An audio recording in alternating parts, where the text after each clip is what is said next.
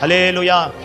అందుకనే అబ్రహాము గారు అంటున్నాడు ఆ ధనవంతునితో, ఇదిగో ప్రతిరోజు నువ్వు సుఖపడినావు, ప్రతిరోజు ప్రతి వారం మందిరానికి రాకుండా సుఖాన్ని అనుభవించినావు, ప్రార్థన కూడికలు పెడితే ప్రార్థన కూడికలకు రాకుండా సుఖాన్ని అనుభవించినావు, పరిచర్యకు పోతే పరిచర్యకు రాకుండా సుఖాన్ని అనుభవించినావు, ఇదిగో సువార్త కూడికలు పెడితే ఆ కూడికలు పెట్టుకోలేదు, సువార్త కూడికలకు పోకుండా సుఖాన్ని అనుభవించినావు. ఇప్పుడు నువ్వు ఏమైతావు తెలుసా? యాతన గలన స్థలములో యాతన పడతావు. జాగ్రత్త. ఆయన రాకడ సమీపంగా ఉంది. ఆయన రాకడలో మనం ఎత్తబడాలి.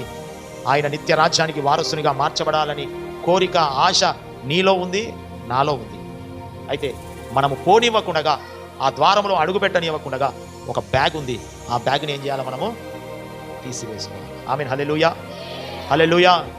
అటి కృప పరిశుద్ధాత్మ దేవుడు మనందరికీ అనుగ్రహించును గాక. ఆమేన్, ఆమేన్.